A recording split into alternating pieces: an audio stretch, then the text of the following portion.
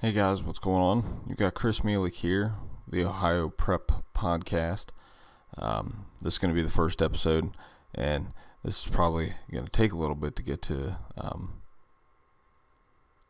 iTunes or Stitcher. But for the meantime, to start off, we'll put all these videos up on YouTube, just so that if you want to listen to me walk through it. Otherwise, I'm going to link my spreadsheet out on the Google Doc server, so that way you can see exactly what it is I'm talking about. And actually, if you want, you can kind of listen along as I go through the spreadsheet that's out there. So let me start with the fact that I am at 92.7% of the way done with Region 13, Division 4. This is going to be the region that I pretty much always start with, simply from the fact that, I went to school at Licking Valley, so we'll go ahead and put that out there. And I actually coach the Licking Valley cross country team right now, so I tend to stick to the where I started, I guess, is probably the best way to put it. With that said, so we're at 92.7% of the way done with Region 13.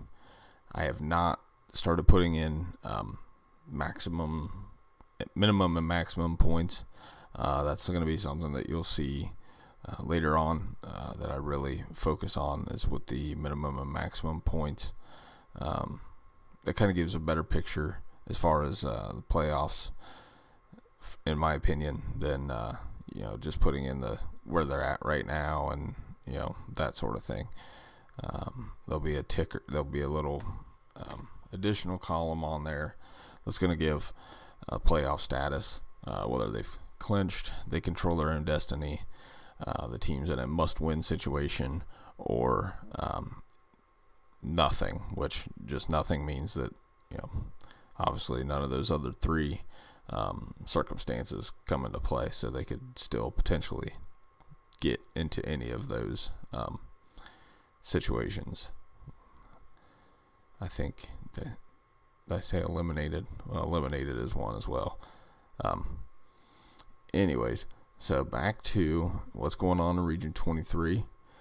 The first thing I like to point out, or Region 13, the first thing I want to point out is 16 of the 28 teams won in their opening weekend game. I'm pretty sure that is, it's a little higher than usual. It's not much higher than usual, I guess I should say. But it was something that kind of stuck out to me as being significant. 5 of those teams played other teams within the region. Amanda Clear Creek, Heath, Fairfield Union, Bloom Carroll, and Indian Creek. Those 5 teams all had wins over teams, within the region. So obviously 5 had to win and 5 had to lose. So we knew there was going to be no more than 23 that could potentially win.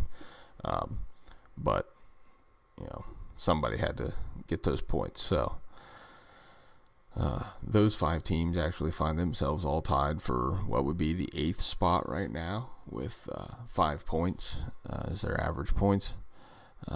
But only 1/2 of a point as their guaranteed points throughout the season. That's something I think is significant to note. Like I said, that what they're guaranteed, I find that as being more important than what they've got right now at the end of the week, or at the end of week 2, or the end of week 4. If you've won 4 games, you're going to have a pretty high average. The more significant thing is once you've won 4 games, is what is your minimum amount of points that you're going to be able to get, even if you lose out. I just feel like that is a more significant tally. So with that said, Steubenville with a big win on Thursday night over John F. Kennedy. Big point scoring night for them as they get 6 points. It's going to put them in the lead in the region. We'll see if John F. Kennedy can help them at all. Will they be able to get any wins to help continue to boost Steubenville, or is that 0.6 that they're getting? Is that all they're going to get? That's one of the keys to the Ohio high school setup is the teams that you beat, you really need them to win. If they aren't winning games, then guess what?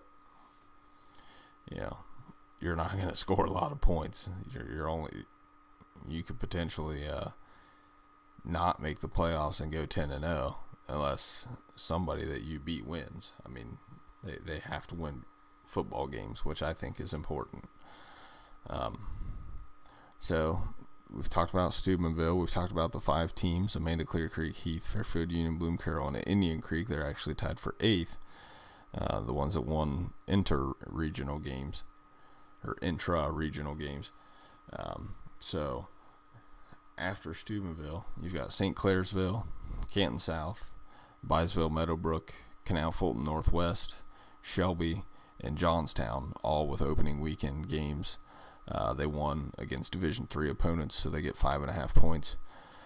We'll see kind of how everything shakes out. You never really know with the first week. Did one team improve a lot? Did maybe another team really drop off? Did they intentionally schedule someone that they could definitely beat? A lot of different implications in week 1, so you always kind of take week 1 with a grain of salt, but the points still count. So if you're scheduling weak teams that you can beat, you just better make sure you schedule teams that you can beat that are also going to win some games. So we've been through 12 of the teams there with their opening weekend games. So we've got tied for 13th. You've got East Liverpool and Philo. I know Philo played a league game last night against West Muskingum. So they got their 4.5 points in the league. East Liverpool, I believe they played Richmond Edison. Edison is a staple in Region 13. They were actually there for several years. So everybody would be familiar with them that follows this region as well. And then tied for 15th, you have Salem and Maysville. Maysville also won a league game as they beat Crooksville. Salem is new to the region, and I'm still trying to, kind of learn about some of the new teams to the region. But they picked up their win in week 1. The other teams that did not win week 1, so we will start. We'll do this alphabetically on those. You have Lisbon Beaver, Rayland Buckeye Local, Cambridge. I know Cambridge game was close. I remember seeing the score. I think it was the Cambridge game that was close. Not sure. Anyways, Cambridge, you got Yurksville, Claymont, Indian Valley, John Glenn, Lakewood who lost by 20 to Amanda Clear Creek.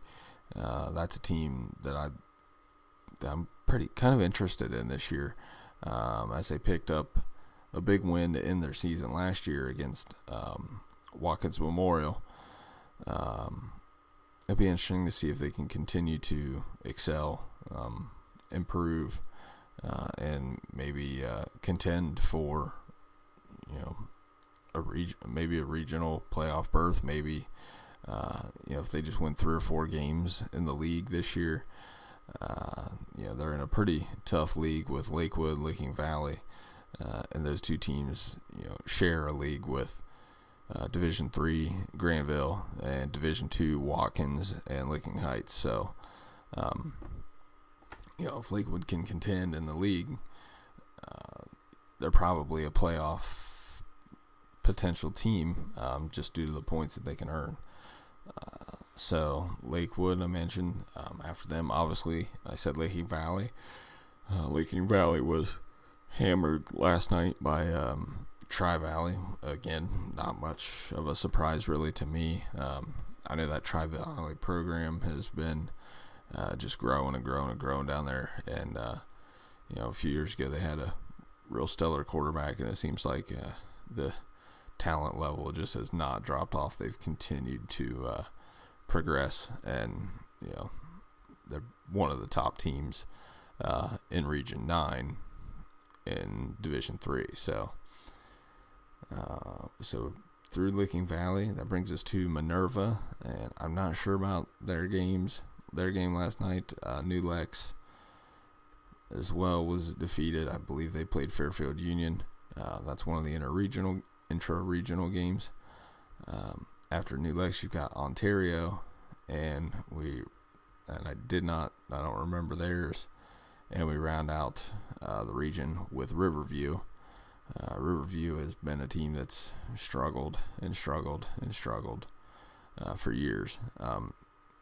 On the football side, I know they started out with Heath last night, and which was the intra-regional game, and I'm pretty sure the final score might have been, I think it was 48-0. So it looks like the woes are not over yet for Riverview, but I remember a few years ago, well, it's been quite a few years ago now because I was still in school, but back in the late 90s to the early 2000s, they had teams that were playoff caliber teams every year. So it's a team that could definitely get back there. It'll just be a matter of once they get everything clicking, then they can compete for one of those regional spots. I know they're also in a pretty tough league. I believe they play West Holmes, Dover, a lot of teams that you continue to see in the playoffs every year. So with that said, I'll be uploading this to Google Docs here shortly. I'll be continuing to plug away at it. Tonight we'll have a video ready to go for the cross-country meet that I'm going to coach here in just a little while. And I'm trying to think if there was anything else that I was going to put out there. So I'll continue to plug away, chip away at the spreadsheet, get everything in there as best I can, and we will be back with you probably before games start next week, just so I can kind of give a what if scenario for week 2, and then we'll start talking about further down the road for this region, and actually for every region. My goal is to be able to get everything done, but this one's going to be my focus. So if you have any questions, feel free, shoot me an email. The 5K coach, that's the number 5K coach at gmail.com. You can find me on Twitter at cmelik. I also run another Twitter handle, the 5K coach, that I'm focusing on, another small business idea that I have, where I help coach runners that want to improve their 5K time. That's something that kind of popped out to me, especially now that I'm coaching a pretty high level runner on the cross country team. So I'm trying to think if there's anything else that I want to plug out there. You can find me on Facebook, Chris Mielik. My website is www.getinshapehq.com, and I think that is pretty much it. So it's going to be a beautiful Saturday today. Right now it is 5:15 in the morning on a Saturday morning. Get my podcast in, and then we're like I said, we're headed to a cross country meet here shortly, and then off to officiate Biddy League football games. So have a good one, guys.